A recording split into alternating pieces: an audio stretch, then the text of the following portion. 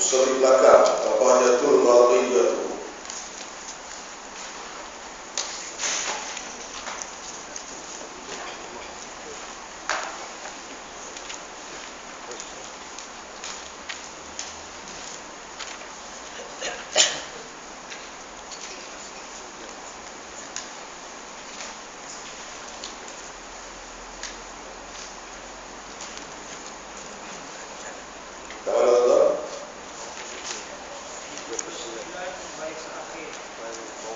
Tiga sebulan baik akhir.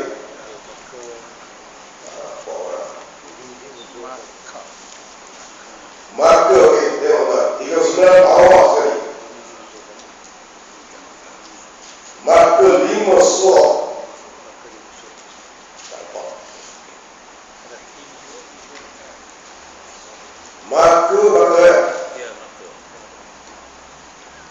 Maka 5 surah. Ini okey. Maka 5 surah. Dari surah tuan.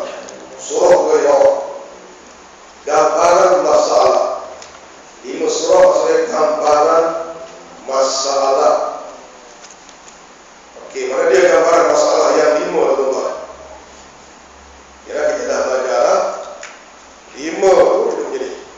Kira dia duduk di dalam kitab kita. 5 surah jadi. 3 ni syair yang pertama. Gatal tuan, syair yang pertama. Manfi qira'atin bi ajzihi batil aw syakkin khalqara wa ba'a rasul. Kira syair. Syair itu ada 3 masalah. Mana ada 3? Satu, orang yang lambat membaca kerana lemah kejadiannya. Ini yang pertama. Jadi yang pertama tu, orang yang lambat baca kerana lemah kejadiannya, berkaitan dengan fizikal kejadiannya, mulut ke lidah, yang pertama. Yang kedua, orang yang syak, sama ada dia telah membaca Fatihah atau belum. Yang kedua tuan. Yang ketiga, orang yang yakin dia belum membaca Fatihah. Selesai syair yang pertama. Syair yang kedua tuan, kita begitu tuan. Syair yang kedua tu yang tidak salah. Syair yang kedua ada 2 masalah. Satu, orang yang membimbangkan, orang yang membaca, yang menggunakan masanya untuk membaca zikir yang sunat. Dia nak baca Fatihah selepas takbir, baca zikir yang sunat. Kemudian imam rukuk, macam mana buat. Yang kedua, orang yang menunggu saktah imam. Mana dia saktah imam tuan? Walau di balik tu, dia ada 3 saktah. Ada tunggu ni saktah yang kedua. Lepas mazhab kita ada amin. Sebagai mazhab letak satu amin terbatal. Kerana amin itu bukan kata Al-Quran. Okay. Jadi pada mazhab kita selepas sebelum baca surah, diberi saktah lagi. Baca Fatihah itu sunat ayat.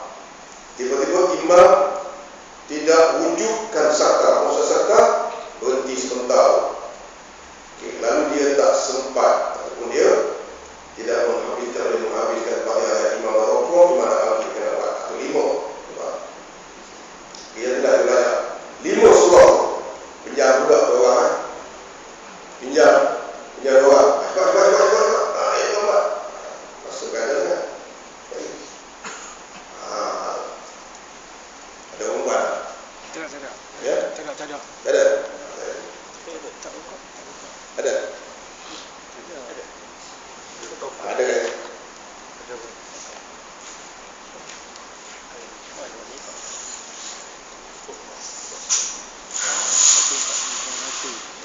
Okey. Ini yang paling macam kita. Okey, kisah apa? Kes yang pertama. Tuan-tuan. Kata 5 surah, 5 gambaran masalah. Makmum dengan imam sedang ruqyah.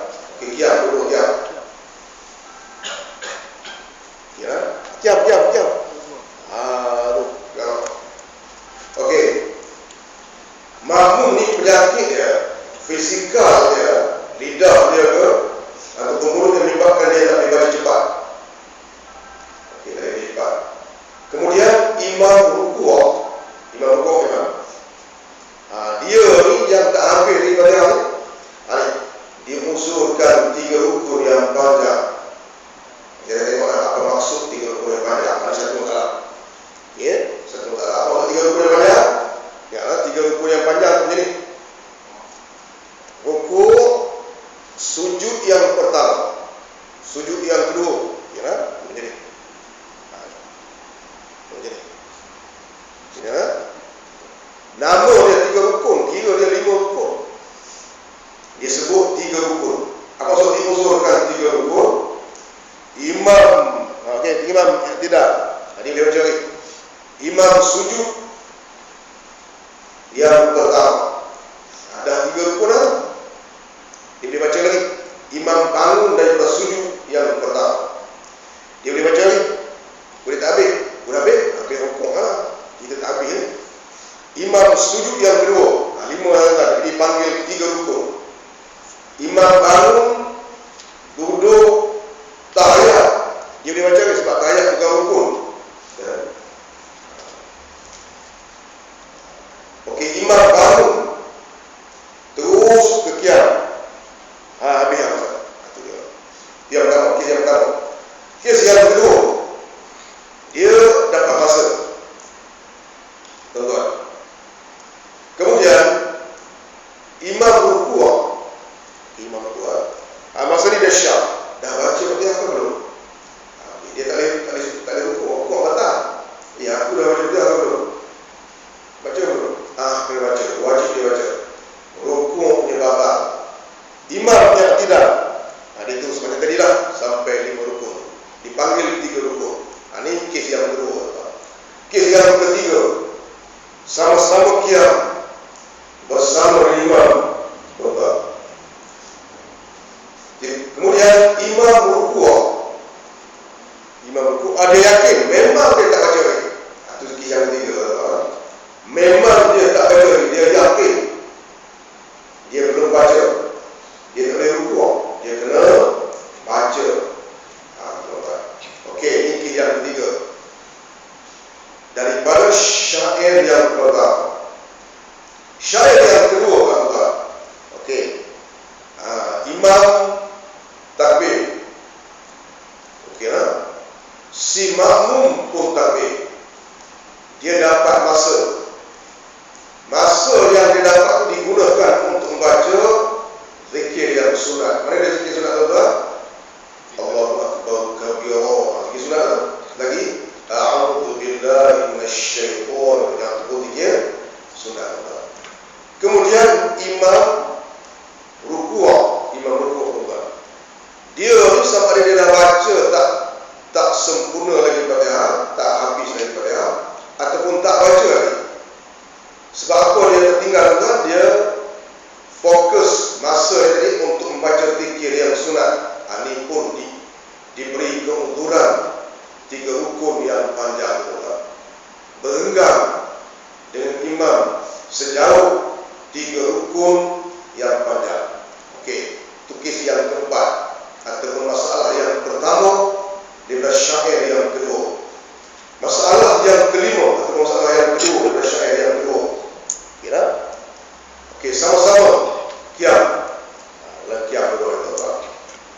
Okey. Imam baca Fatihah. Dia tak baca. Sebab dia nak ambil sunat hayat. Kira? Cuba imam baca tengok. Ambil daripada walau tuan kuat-kuat sikit.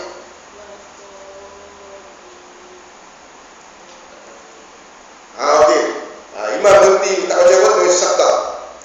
Tapi dia imam sujud rukuk terus. Imam rukuk dia tak ada baca Fatihah lagi, tuan. Ataupun kes yang kedua, dia bangun imam. Imam tak rukuk terus, tapi imam baca surah yang sangat pendek. Imam rukuk.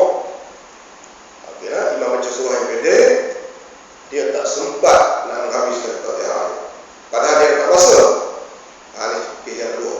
Orang yang menunggu serta 5 atau 5 surah, 5 bentuk masalah. Okey, terima kasih. Lebih tisu. Okey. Jadi 5 surah dia. Berdiri duduk lah. Aduk ini. Ini adalah syair yang pertama. Ada 5 rukun, ada 3 masalah. Syair yang kedua ada 3 masalah. Jadi oleh kita kata. Maka 5 surah ini ke apa?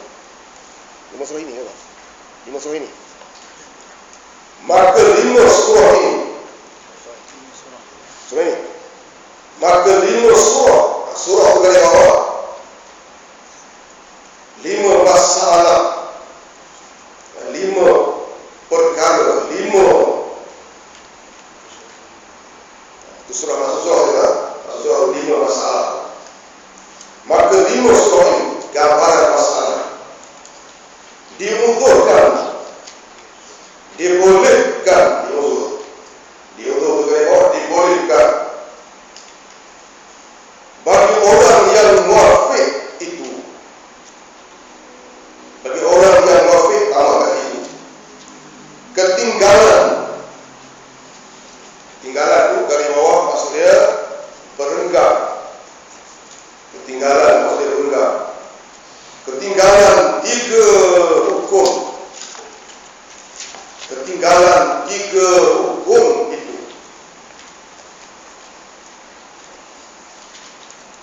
Karena diunturkan, dibolehkan. Untuk ketinggalan berenggang dengan iman. 3 rukun atau 3 rukun sehingga 3 rukun. Okey, ingat sebut 3 berapa rukun? 5. Jadi istilahnya sendiri ya. Dalam Al-Bahjatul Mardiyah dia istilah sendiri.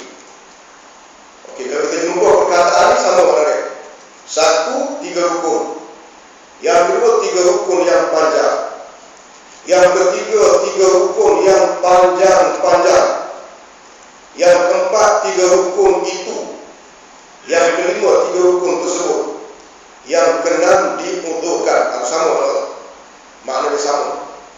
Jangan pula yang ini 3 rukun. Yang ini 3 rukun. Ini rukun banyak. Jangan serupa tu kalau.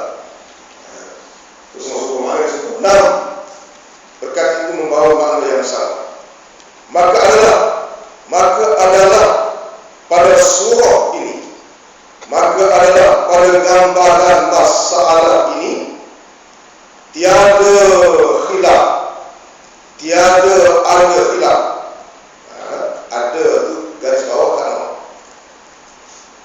Tiada khilaf. Khilaf tu garis bawah. Perbezaan pandangan. Khilaf tu garis bawah. Perbezaan pandangan. Tiada khilaf antara segala tu garis bawah. Semua ulama mutaakhirin. Ulama mutaakhirin itu garis bawah. Mutaakhirin garis bawah. Ulama era baru ataupun zaman baru. Zaman baru ini macam mana tuan-tuan? Dinamakan sempadan. Muka surat 40 di atasnya. Garis perkataan mutaakhirin. Apakah yang dimaksudkan ulama mutaakhirin? Ulama zaman baru. Zaman baru mana-mana menamakan itu. Ulama berkhilaf di dalam mengistilahkan zaman baru. Dia ada 2 zaman. Satu dipanggil zaman ataupun satu dipanggil mutaqaddimin. Zaman mutaqaddimin. Satu dipanggil mutaakhirin. Mutaqaddimin ialah zaman awal. Ya, mutaqaddimin zaman awal. Mutaakhirin zaman baru. Di manakah sempadan yang membezakan di antara zaman baru dan zaman awal? Ulama berkhilaf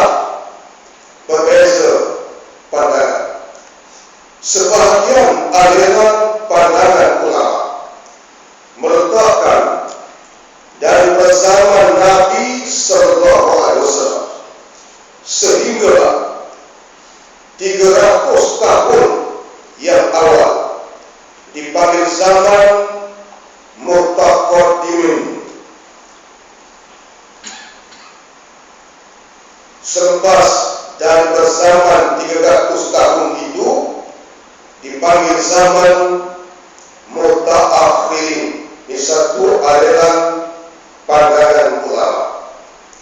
Satu aliran lagi, ulama meletakkan, ulama yang mendefinisikan mutaqaddimin itu dari zaman awal Islam sehingga 500 tahun dipanggil zaman mutaqaddimin. Selepas daripada 500 tahun dipanggil zaman mutaakhir. Khilaf di dalam mendefinisikan mutaqaddimin dan mutaakhir. Okey. Di dalam kes 5 masalah yang telah kita baca ni, kelima-lima masalah itu tiada khilaf di kalangan ulama mutaakhir. Tunggu. Ya. Kemudian, kemudian, besok kemudian